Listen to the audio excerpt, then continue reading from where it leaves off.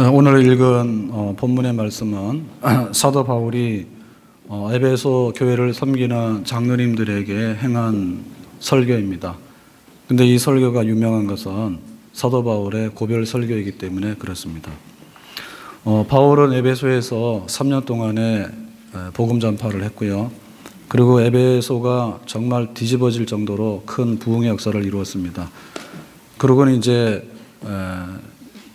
그 3차 선교를 마치고 돌아가는 길에 에베소까지 다시 갈 수 있는 시간이 모자라서 밀레도 항구에서 에베소 장로님들을 오라 했습니다. 그래서 에베소 장로들을 만나서 고별 설교를 하게 되는 그런 사건입니다. 자, 당시에 그 바울이 이제 예루살렘으로 3차 선교를 마치고 선교 보고하러 가야 되는데 그 예루살렘으로 가면 어떤 일이 벌어질 것인가에 관해서 자기가 직감하는 바가 있었고, 그것은 개인의 직감이 아니고 성령께서 주시는 예언이었어요. 환난과 결박이 나를 기다린다 하시나 그랬죠. 자, 뭐 결박이라고 하는 것은 감옥 가는 일이겠죠. 환난이라고 하는 것은 큰 고초인데 어디까지 가는 고초인가. 그때 바울이 이렇게 말합니다. 나의 생명을 조금도 귀한 것으로 여기지 아니하노라. 그러니까는 이 환난 끝에는 죽음도 예상이 된다, 이렇게 생각을 했고요. 내 얼굴을 살아서 다시 보지 못할 줄 아노라 라고 이제 생이별, 다시는 만나지 못한다는 그런 이제 각오를 이제 바울은 하게 된 것입니다. 자, 우리는 이것을 한마디로 표현할 때 뭐랄까, 일사각오를 하겠다. 내 앞에 환난과 결박이 기다리고 있다. 내 생명을 나는 아끼지 않겠다. 그렇지만은 내가 다시는 못 볼 줄 아는 이런 상황 속에서라도 나는 나의 갈 길을 다 가겠다라는 바울의 신앙의 마지막 고백이 되겠습니다. 환난과 핍박 중에도 성도는 신앙 지켰네. 이 신앙 생각할 때에 기쁨이 충만하도다. 아멘. 우리 신앙의 표본이 뭐냐? 신앙의 모범이 뭐냐? 우리의 신앙생활을 어떻게 하는 것이 내가 정상적으로 하고 있는 것이고, 이렇게 할 때 결과가 어떻게 나올 것인가에 대해서 내 생명을 조금 더 귀하게 여기지 아니하고 내 얼굴을 다시 못 볼 줄 알아라. 그렇지만 나는 가야 될 길을 가겠다라고 했던 이 바울의 고백이 우리의 신앙의 고백이 되고 우리 신앙의 모델이 되어야 될 줄로 믿습니다. 아멘. 우리가 타협적인 것은 결국에 섞여서 나중에는 동화되어 나가서 없어지는 것을 의미하는 겁니다. 어디 가가지고 정말 이렇게 믿는 사람으로서 자기를 드러내지 못하고 이렇게 감추고 이렇게 소극적으로 하다가 나중에 흡수당하는 거죠. 그래서 내가 믿는다고 하는 것을 분명히 밝히고 세상이 나를 변화시키는 것이 아니라 내가 세상을 변화시키는, 빛과 소금이 맛을 잃어버리는 게 아니라 빛과 소금으로서 계속해서 기능을 발휘해가지고 마침내 소금 맛도 내고 빛을 발휘해가지고 세상을 하나님의 뜻대로 변화시키려고 하는, 그러기 위해서는 때에 따라서는 내 목숨도 귀하게 여기지 아니하는 일사각오를 해야 되는 이 마음의 중심이 우리의 신앙의 중심이 되어야 될 줄로 믿습니다. 결사적인 전쟁 한 장면이 생각이 난다면 아마도 백자가 멸망할 때 황산벌에서 일어났던 계백장군의 5천 결사대하고 신라 당나라 연합군의 5만 군사들하고의 전쟁일 거예요. 그때 이제 그 전세가 예사롭지 않으니까 계백이 출정을 하면서 처자식의 목을 베죠. 차라리 살아서 적의 노비가 되느니 죽는 게 낫다 해가지고 목을 베고 이제 비장의 각오를 하고 나갑니다. 그래서 뜻밖에도 1차, 2차, 3차 계속되는 전쟁에서 이 소수의 백제군대 계백장군의 군사들이 이겨요. 그런데 이제 신라도 만만치 않잖아요. 그때 나서는 게 누구냐면 화랑, 그중에 관창. 그래서 그냥 적진에 나가서 앞에서 싸웠는데 포로가 돼서 투구를 벗겨봤더니 어린 소년, 그래서 계백 장군이 보고 야 너는 여기 있을 아이가 아니다. 돌아가라 해서 돌려보내잖아요. 근데 그 다음에 또 나와서 싸우잖아. 또 붙들고 보니까 또 관창이에요. 그래서 할 수 없어서 목을 쳤다. 그래서 돌려보냈다. 그랬더니 신라군이 막 각오해가지고 최후의 결전에서 승리했다. 뭐 이런 얘기 있잖아요. 그러니까 결사적인 그런 각오가 아니면은 성과를 낼 수가 없습니다. 결사적인 각오가 아니면 성과를 낼 수 없어요. 누가 더 결사적인 각오를 하는가에 따라서 결과는 전혀 달라질 수 있는 거예요. 대항해 시대가 열려서 정말 신대륙을 발견하게 되고 또 세계 일주를 하게 됩니다. 그런데 그 전까지 대항해 시대가 열리기 전까지는 지구가 평평하기 때문에 바다 끝에는 낭떠러지가 있어가지고 위험해서 못 간다는 생각이 지배적이었죠. 근데 이제 인도로 진출해야 되고 동양에 막 많은 것들을 얻으려 하니까 가자 해서 그 콜럼부스나 마젤란이나 대항해 시대를 열잖아요.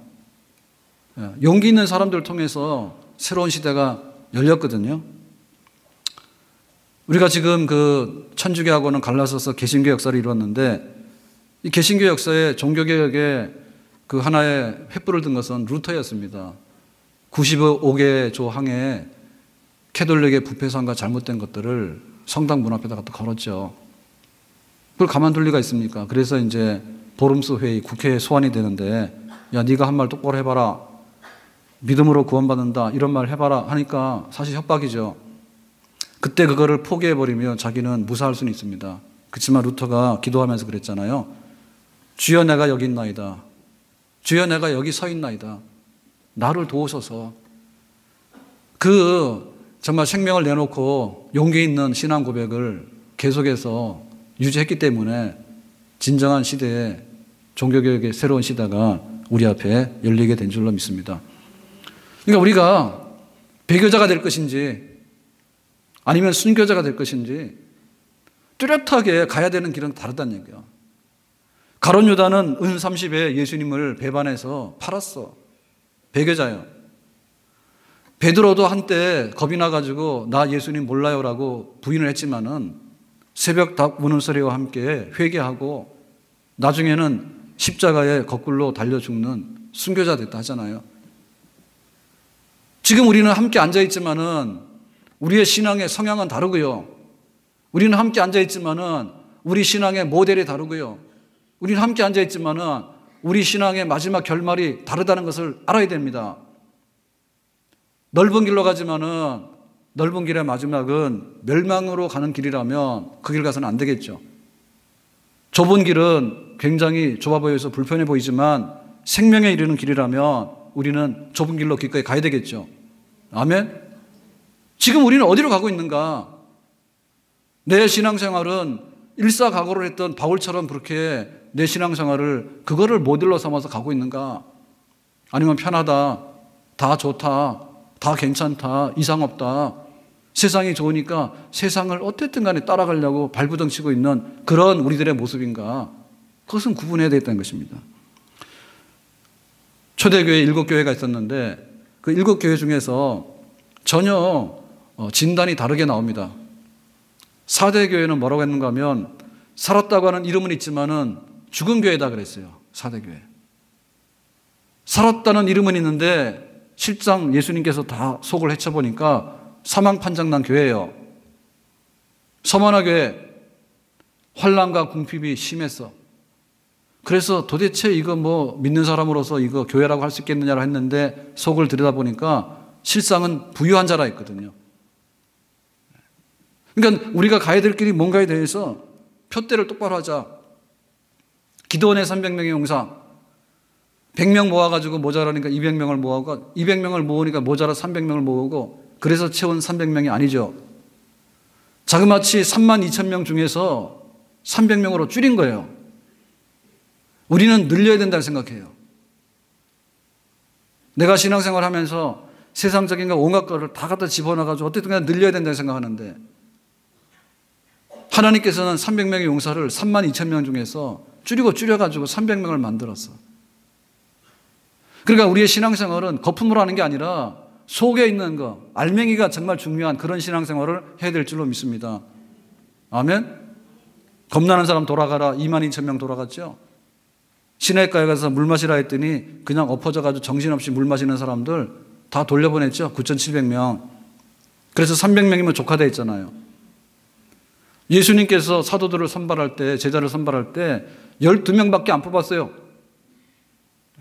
우리 같으면 전 세계를 향해서 나가려고 그러면 수천 명 뽑았을 것 같아. 근데 예수님께서는 12명으로 족하다 했거든요. 소수정예입니다. 최고의 기능을 발휘할 수 있는 그런 제자들을 선택하기 원했던 거예요. 이스라엘의 군인들을 징집할 때는요, 허약해서 전쟁이 겁나는 사람은 돌아가라 다 돌려보냈어요. 그리고 정말 내가 이 전쟁터에 있고 싶지만은 전쟁터에 있을 수 없는 상황이 있는 사람들이 있어요. 예를 들면 약혼을 했는데 결혼식을 안 한 사람, 혹은 포도농사를 지었는데 5년째 수확을 하는데 딱 올해가 5년째인데 수확도 못하고 지금 전쟁터에 나온 사람, 또 집을 열심히 지었어요. 근데 낙성식을 해서 집에 가서 하룻밤도 못 자보고 전쟁터에 나온 사람, 이런 사람 굉장히 아쉬운 사람들이에요.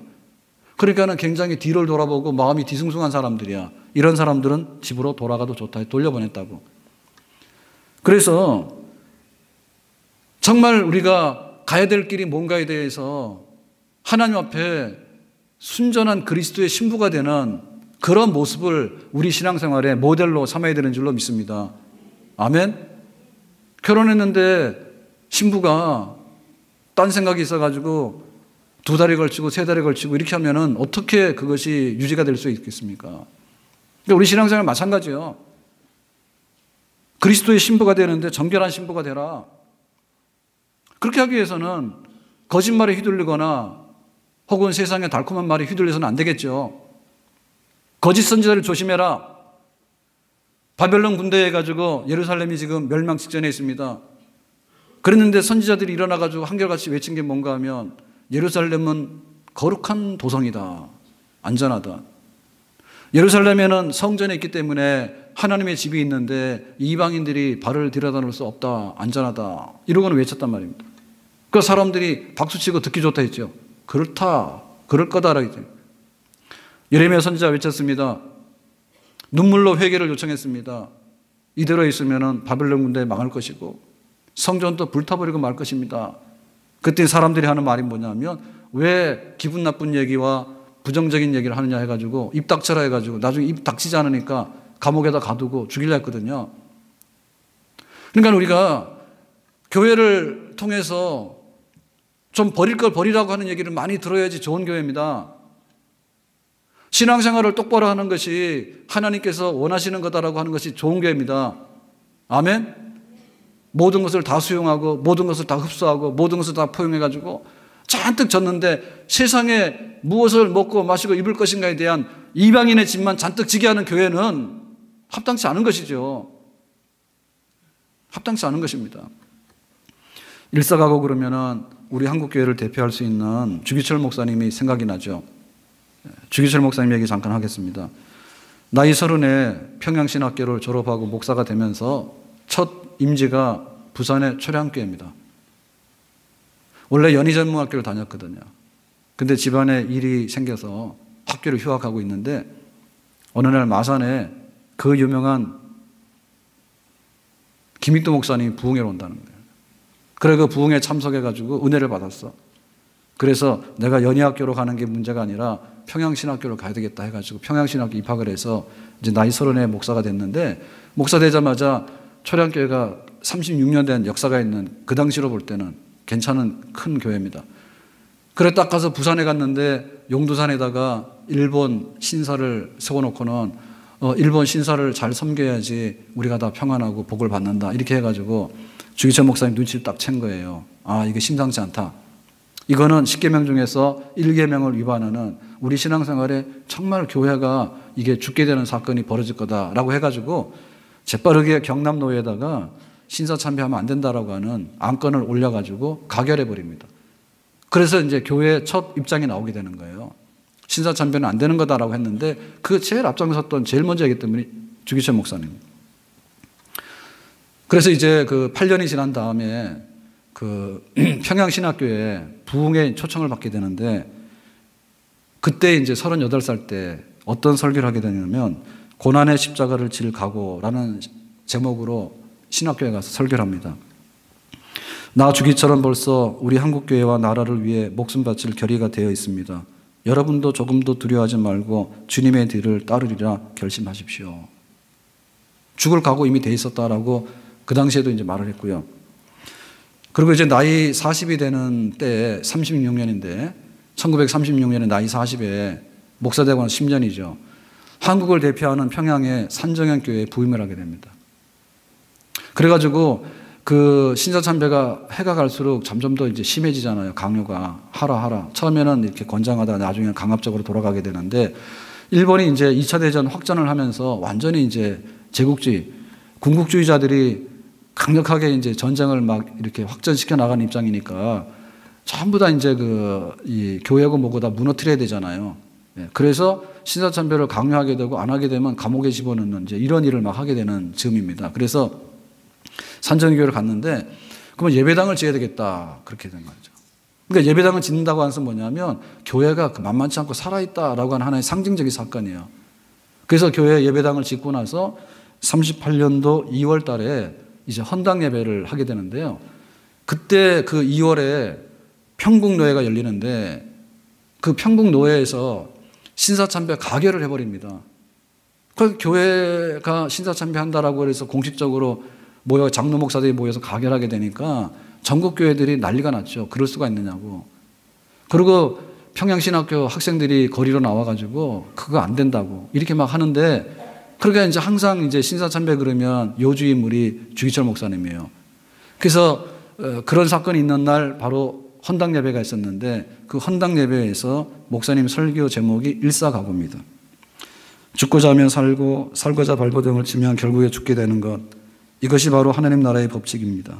그러므로 우리는 한 사람도 나고자 되는 일 없이 죽기까지 각오하고 하나님을 따라가야 합니다. 예배를 마칠 때 대기하고 있던 경찰들이 주기철 목사님을 끌고 갔고, 성도들은 헌당 예배의 즐거움이 아니라 눈물로 예배당을 가득 채웠다 그랬습니다. 이게 38년도 2월 달에 이루어진 사건입니다. 그리고 38년 7월 달에 농우회라고 하는 사건이 일어나게 되는데, 농촌 봉사활동하는 그런 일로 인해서 이제 관계도 없는 주기철 목사님을 엮어가지고 이제 체포를 하게 되는데, 대구경찰서로 이송이 돼요. 거기서 이제 7개월 동안의 유치장에 갇혀서 옥고를 치르게 되는데, 회유가 많았지만은 넘어가지 않고 7개월 유치장 생활을 다 마치고 39년도 2월 달 찬바람이 길을 도려내는 듯한 2월의 추운 날 평양 장대현 교회로 다시 돌아옵니다. 그리고 이제 첫 번째 주일을 맞이합니다.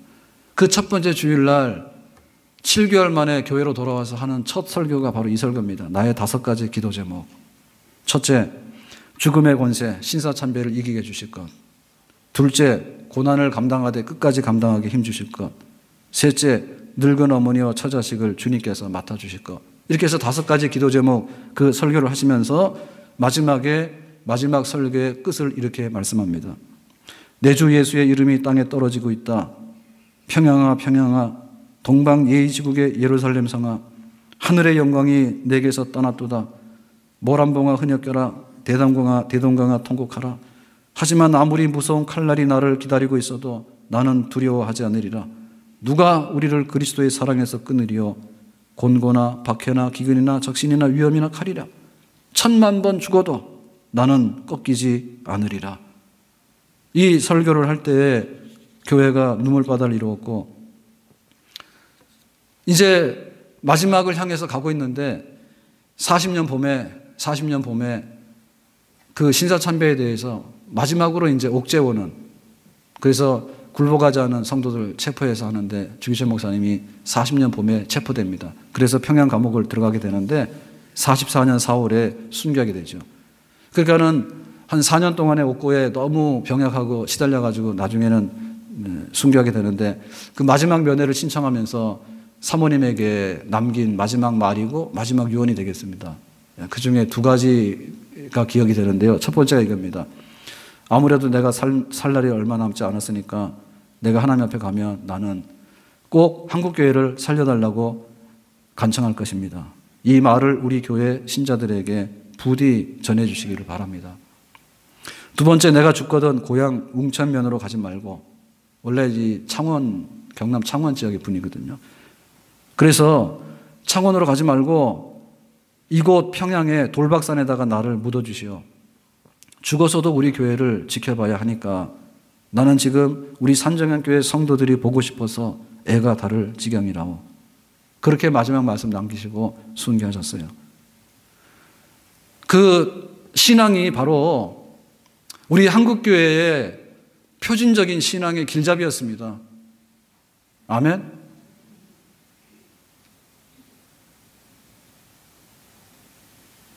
이 신앙이 지금의 우리 교회를 만들어내는 신앙이에요. 이게 우리의 혈통이에요. 이게 우리 신앙의 정신이에요. 이게 우리 신앙의 모델이에요. 내 주여 뜻대로 행하시옵소서. 온 몸과 영혼을 다 주께 드리니 저 천성 향하여 고요히 가리니 살든지 죽든지 뜻대로 하소서. 아멘. 우리가 잊어서는 안 됩니다. 우리 부모들이 어떻게 살아왔는가 자식들이 잊어서는 안 되고요. 우리 조상들이 어떻게 살아왔는가를 잊어봐서는 안 돼요. 우리가 교인이 돼서 지금 교회를 섬기고 있는데 우리 교회가 어떻게 형성되어 왔고 우리 교회가 어떻게 가시밭길을 걸어왔고 어떻게 그 죽음의 골짜기를 지나왔는가를 잊어서는 안 된다 그 말입니다. 우리의 신앙의 표대가 흐려져서는 안 된다 그 말입니다. 조금 더 편하자 해가지고 결과가 나올 수 있겠습니까? 조금 더 우리가 넉넉하자 해가지고 좋은 결과가 나올 수 있겠습니까? 하나님께서 원하시는 뜻대로 살아야지 결과가 나오는 게 아닌가. 그것이 지금까지 우리 교회가 살아왔던 그런 길이고 우리 믿음의 선조들이 가졌던 신앙의 마음이라 그 말입니다. 우리의 마음이 여기서 너무 많이 멀어졌다면 또 다른 한국교회고요. 성경에 기록되지 않은 또 다른 그리스도인인데 이거 엉터리 그리스도인들이죠.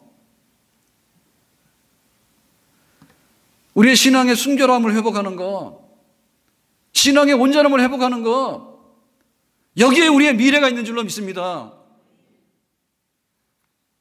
더 많은 것을 먹는데 잘 먹는 게 아니에요. 먹을 거를 먹어야지 건강한 거예요. 잡식이 돼가지고 풀도 뜯어먹고 고기도 먹고 썩은 고기도 먹고 쓰레기통에 들어간 것도 먹고 막 먹으면 안 된단 말입니다. 우리가 옷이 있는데 옷 한 벌이라도 제대로 된 옷이 있으면 겨울 날 수 있는 거예요. 오늘 좀 춥잖아요. 여름 옷 10개 입어봐야 안 되거든요. 제대로 된 하나가 중요하단 말입니다. 하나님이 계시면 하나님 계신 것처럼 믿고 하나님의 아들 예수님께서 내 죄를 대신해서 목숨까지 내놨으면 그걸 믿는다면 나도 의당 그렇게 믿어야 되겠다고 하는 정상적인 상태로 가야지 신앙이 꽃이 피게 되고 정상적인 상태로 가야 되지 신앙이 성장하게 되는 것이지 어떻게 하나님이 우리의 이용물인가? 어떻게 교회가 세상을 못 따라가서 안달이 났는가? 어떻게 믿는 사람들이 다른 세상 사람들에게 비난을 받고 저렇게 한심하다고 저렇게 조롱을 받는가? 믿는 사람이 믿는 사람답게 살아가는 것으로 존경을 받아야지 믿는 사람들이 우리하고 똑같다라고 해가지고 그렇게 비난받아서 되겠는가? 바울은 그러면 어떻게 일사가구의 신앙생활을 지금 말하고 있는가? 그것은 어느 날 갑자기 내가 예루살렘 가서 죽어도 좋다라고 간 건 아니에요. 지금 바울은 에베소에서 3년 동안 사역을 했습니다. 그리고 잠시 다른 곳으로 갔다가 돌아가는 길에 장로님들 만났거든요. 그러니까 이 일사각오로 하는 말은 이거는 그야말로 언어의 유희가 아니에요. 언어의 유희가 아니에요. 말장난이 아니에요.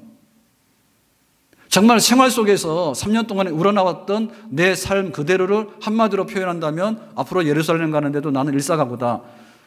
에베소에서 3년 동안 일사각오로 일을 했어요. 복음 전하는데. 그래서 나는 겸손했다. 정말 그 겸손에 이르는 그것이 죽도록 겸손한 겁니다. 지금 바울이 에베소에서 사역했을 때 3년 동안에 지금도 자기가 높아지거나 대접받거나 자기 영광을 위해서 살 마음이 없는 거예요. 그러니까 우리가 일사각오에서 정말 순결한 그리스도의 신부가 되려고 한다면 지금 겸손해야 됩니다. 아멘? 지금 겸손해야 됩니다. 제가 아침에 눈을 딱 떴는데요, 딱 통증이 오더라고. 그래서 목이 너무 아픈 거예요. 하룻밤 사이에. 어제는 괜찮았는데 목이 막 상당히 부었어. 아파. 그래서 일부 예배 때는 말도 잘 못했어요. 근데 사실 하룻밤 사이가 안녕이죠. 하룻밤이 안녕이거든요. 일주일 내내 주일 준비했는데 목은 부어가지고 말은 안 나오고 목은 아픈데 할 도리가 없잖아요. 주일 예배 시간은 딱 다가왔는데 참 인간은 아무것도 아니에요. 그러니까 우리의 믿음 생활을 섰다고 생각하지 마라. 정말 은혜 주시면 걸어가는 거예요. 은혜 안 주시면 못 걸어가. 은혜 주시면 단잠을 자는 거예요. 은혜 안 주시면 잠 못 자. 은혜 주시면 우리의 일터가 안정이 되고 은혜가 있는 겁니다. 그런데 아무리 하더라도 은혜가 날아가 버리면 독수리가 하늘을 날아가는 것처럼 우리의 물질이 날아간다 했잖아요. 모든 사람이 도박 꾸리고 모든 사람이 허랑방탕해가지고 어려운 게 아닙니다. 정말 땀 흘려서 이렇게 막 살더라도 되지 않는 경우가 너무나 많습니다. 겸손해야 됩니다. 죽도록 겸손하기를 바랍니다. 아멘? 눈물로 섬긴 것을 기억해 주세요.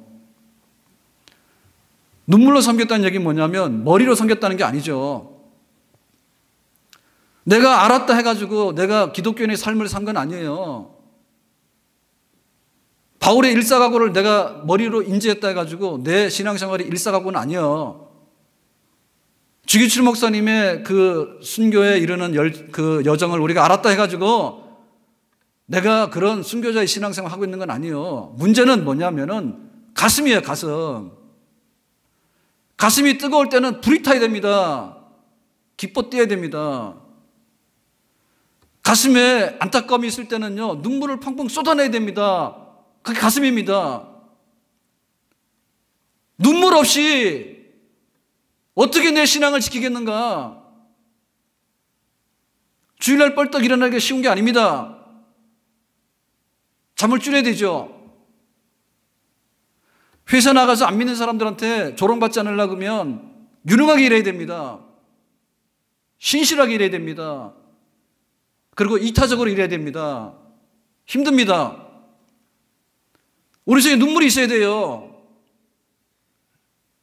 교회를 바라보면서 교회가 짐지고 있는 것에 대해서 나의 통증이 느껴져야 됩니다. 예수님 머리가 되시고 우리가 지체가 됐는데 머리에서 통증 신호가 오면 우리가 아프다는 거 아는 거예요. 가시 하나가 박히더라도.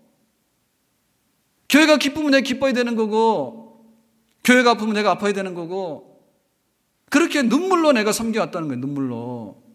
선교배가 떨어져서 눈물을 흘릴 때도 있고 때로는 아무리 가르쳐도 깨닫지 못하기 때문에 눈물을 흘릴 때도 있고 정말 박해가고 핍박이 오기 때문에 그 받는 원통함에 대해서 눈물을 흘릴 수도 있고 우리 속에 눈물이 말라버렸으면 순교는 없는 거예요. 내 신앙에 지존은 없는 거예요. 하고 싶은 대로 다 하는데 눈물이 없는 사람이 어떻게 순결한 신부로서 가정을 온전하게 지켜나갈 수 있는가? 없죠. 온갖 시험 다 당합니다. 심지어는 꼬꾸라뜨리기도 하고 심지어는 조롱하기도 하고 심지어는 침뱉기도 하고 온갖 걸 다 하죠. 그렇지만 정말 하나님 계시는 건가? 정말 내가 예수님 때문에 구원받았는가? 그렇다면 어떤 시험이 오더라도 강 가운데 지나든지 물 가운데 지나든지 불 가운데 지날지라도 해를 두려워하지 않고 주께서 의로운 오른손으로 나를 붙드시니 나는 앞만 보고 가겠습니다라고 시험을 뚫고 나가는 그런 믿음에 담대한 사람이 돼야 될 줄로 믿습니다. 아멘. 그래서 오늘은 2015년도 마지막 주일인데 한 해 동안 일어났던 사건들을 한번 기억해 보고요. 그 중에서 나는 하나님 앞에서 어떤 보고서와 신앙의 이력서를 나는 작성하고 있는가에 대해서 한번 말씀해 보세요. 1년 동안에 내가 어떤 일이 있었다. 특별히 내 신앙 안에서 어떤 일이 있었는가. 믿음 안에서. 한 해를 살아가면서 하나님 앞에서 한 일, 한 자는 적어야 될 거 아닙니까? 한 줄을 써야 될 거 아닙니까? 도대체 나는 뭘 쓰고 있는가? 삐딱길을 걸어가고 담장을 넘어가가지고 이상한 짓을 해가지고 네가 그리스도인이냐고 꿀밤도 맞고, 만약에 그런 것이 줄줄이 기록된다면 너무나 부끄러운 게 아닌가. 바로 오늘이 우리의 미래입니다. 올 한 해가 하나님 앞에 갔을 때 모든 평가받는 모든 결산서라 보시면 돼요. 아멘. 우리나라가 잘 살게 됐지만은 만만치 않은 나라입니다. 그래서 공부도 많이 해야 되고, 대학 가기도 어렵고, 대학 졸업하기도 어렵고, 취직하기 어렵고, 취직해서 붙기 어렵고, 정말 어렵습니다. 그래서 남다른 이력이 있어야 됩니다. 대학교 가는데 수시로만 뽑으니까 봉사활동 하라죠. 덕목 중에 하나가 봉사활동이죠. 그죠? 봉사활동 하라니까 증빙서로 가자니까 증빙서를 가져가잖아요. 그래서 몇 년 전에 제가 봤는데 서강대학교에서 그랬어. 아니 무슨 이렇게 라면 상자에다가 증빙서류를, 봉사활동 증빙서를 한 박스씩 가져오는 사람도 있는가 봐, 학생들이. 그래서 그런 거는 가져와도 더 점수 안 주니까 가져오지 마세요 일단. 대학 준비하는 인문계 학생들이 얼마나 바빠요 솔직히. 그런데 막 아프리카까지 가가지고요, 봉사활동 해가지고요, 그런 막 자료를 한 박스씩 가져오는 거예요. 잘 보이려고. 네. 군대를 가는데 그냥 군대 갔다 온다 해가지고도 안 되니까 막 해병대를 자원해서 갈라요. 옛날 얘기입니다. 군대 안 간다는 얘기는. 이왕 갈 거면은 해병대 간다 그러고, 이왕 갈 거면 특전사 간다 합니다 지금. 왜? 남들보다도 나는 더 튼튼하고 나는 국가에 충성심 있는 사람이에요. 조직에 인정해 주잖아요. 그래 막 ROTC하고 이런 굉장히 인기가 있습니다. 여자대학도 ROTC가 있죠. 그죠? 굉장히 인기 있어요. 특이한 이력을 막 요구해요. 특이한 이력을. 평범하거나 평범이 모자라면은 눈에도 안 들어오는 거예요. 그렇게 우리가 치열하게 살고 있습니다 지금. 그러면 나는 하나님을 섬기면서 특전사 갔다 왔냐 이게. 나는 하나님 섬기면서 정말 내가 이렇게 막 걸어서라도 내가 이렇게 여행을 해가지고 나에게는 특이한 여행의 체험이 있어서 정말 이 회사에 들어가면 내가 뭔가 기여할 수 있는 사람입니다. 뭔가 말할 수 있겠는가? 우리 깨어나야 되거든요. 그냥 내가 이렇게 교회를 잘 와주셨다고 해서 고맙긴 하지요. 고맙습니다 정말. 저는 할 말이 없는 사람입니다. 우리 성도들 너무 고마워요. 큰절 한번 할까요? 너무 고마워요. 근데 거기서 만족하시면 안 돼요. 요즘에 막 그 방송 중에서 요리 방송이 굉장히 뭐 인기가 있다 하잖아요. 뭐 백선생? 백선생입니까? 예. 전 누군지 모르는데 되게 유명하다더라고. 오늘날 갑자기 선생이 나타났는데 백씨가 나타난 거야. 그래가지고 막 TV도 휘어잡았잖아요. 그죠? 예? 평정시켰다면서요. 할 게 없으니까 이제는 요리 가지고 타령하는 거예요. 요리 가지고. 이것도 해도 재미없고 저것도 해도 재미없고 하니까. 근데 또 그냥 막 이렇게 유명한 요리사가 아니라 어느 날 뭐 이렇게 뭐 집에서 하는 밥 가지고 했다며. 그랬더니 유명하다며요. 하여튼 간에 뭔가 특이해야 됩니다. 요리 하나 못하면 장가 가기도 어려울 것 같습니다. 지금 남자들은. 옛날에는 설거지만 하면 장가 간다 했는데 어려울 것 같아. 여자들이 굉장히 잘난 여자들이 많거든요. 예? 그러면 남편들이 요리도 그렇게 해서 되냐 이렇게 하면은 이거 안 된단 말입니다. 그러니까는 적어도 백선생 정도는 돼야지. 도대체 내가 하나님 앞에 요리상을 갖다 바치면은 내가 뭘 할 줄 아는가 이럴 때 거기에 대한 우리의 정말 간절한 마음이 있어야 될 줄로 믿습니다. 아멘? 아멘? 이력서 아무렇게나 쓰는 사람 없어요. 하나님 앞에 내가 잘했다고 칭찬받고 싶어서 안달이 나야 되지, 나는 잊혀진 존재로 생각해 주세요 라고 하는 것이 우리의 미덕이 돼서는 안 되지 않는가. 교인들을 모았는데 손님을 모아가지고 말입니다. 교회에다 손님 모아서 뭐 하려는 겁니까 지금. 교회가 그리스도의 신부인데 예수님 보고 싶어서 죽을 막 애가 끓는 사람들이 모여야 되는 것이지, 손님이라 와서 한번 구경씩 하고 씩 가는 거, 그것이 어떻게 우리의 모델이 되고 그게 나의 소원이 되겠는가. 어떻게 편하게 해주는 교회가 잘하는 교회인가. 십자가를 매라고 하는 교회가 잘하는 교회지. 아멘. 천하고 무능한 나에게도 귀중한 직분을 맡기셨다. 그 은혜 고맙고 고마워라. 이 생명 바쳐서 충성하리. 아멘. 하나님 나에게 일 좀 맡겨주세요. 일 좀. 내가 맡겨주시면 충성하겠습니다. 그래서 이력서가 한 줄씩 한 줄씩 써져 가는 겁니다. 아멘. 우리가 어떻게 내 삶에 있어서 정말로 오늘이 내일을 만들 수 있는 그런 신실한 신자 되겠는가. 그 어거스틴의 어머니 모니카 얘기를 너무 잘 알고 있습니다. 어거스틴이 아주 사생활을 낳고 마니교로 빠져가서 방탕해가지고 아주 그랬는데 어거스틴의 어머니 모니카가 기도해가지고 회심해서 정말 성자가 됐다. 기독교의 유명한 인물이 되지 않습니까?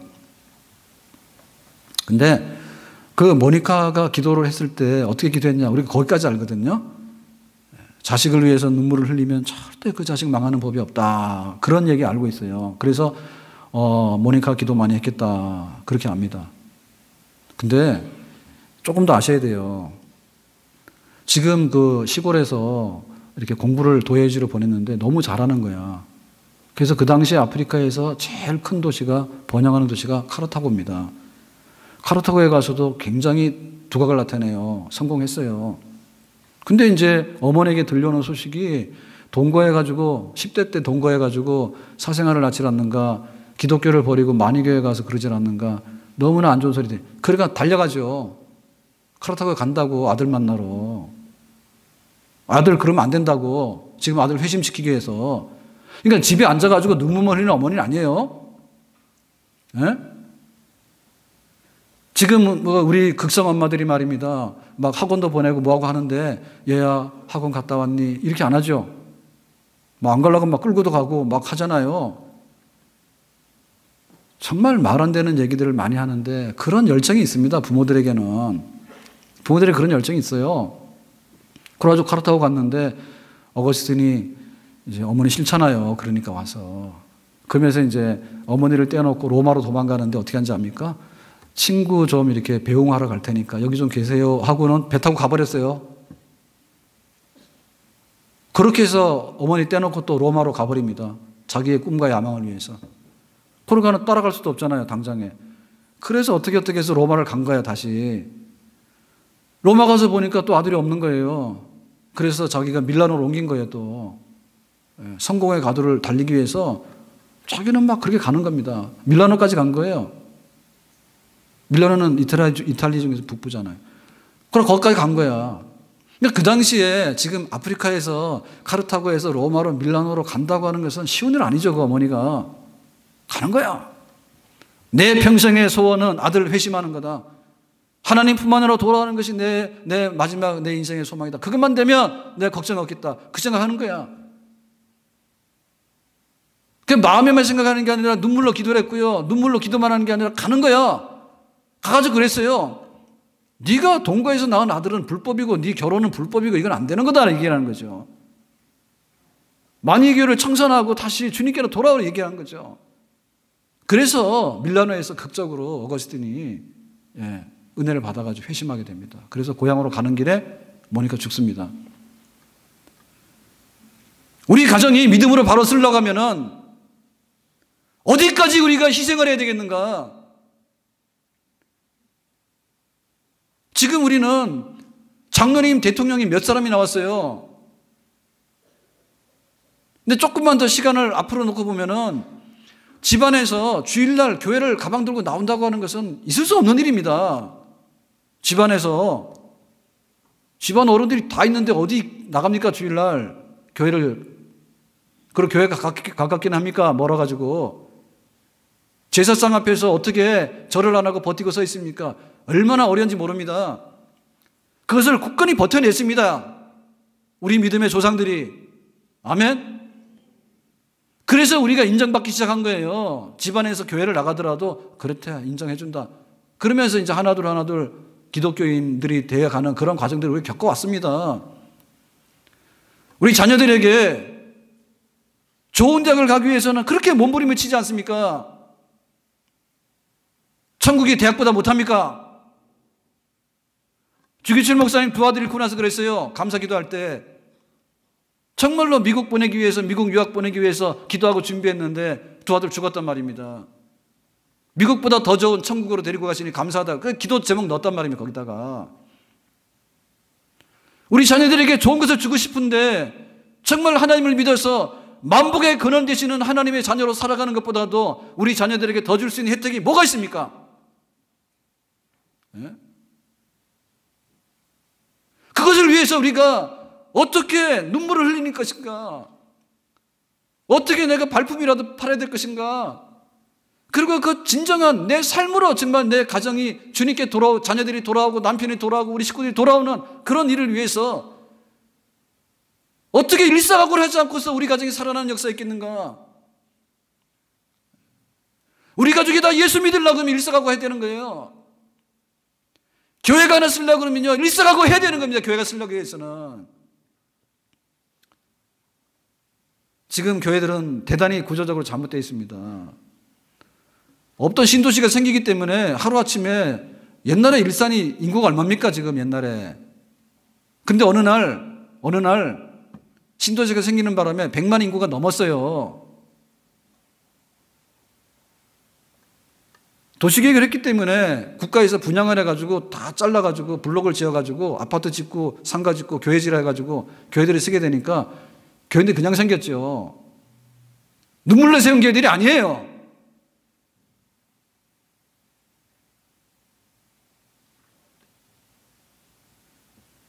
신도시 개발 정책에서 세워진 교회지 눈물로 세운 교회가 아니죠. 믿다가 잡혀가기로 했어요. 믿다가 부서지기로 했어요. 배가 고파가지고 울어보기로 했어요. 뭘 했어요?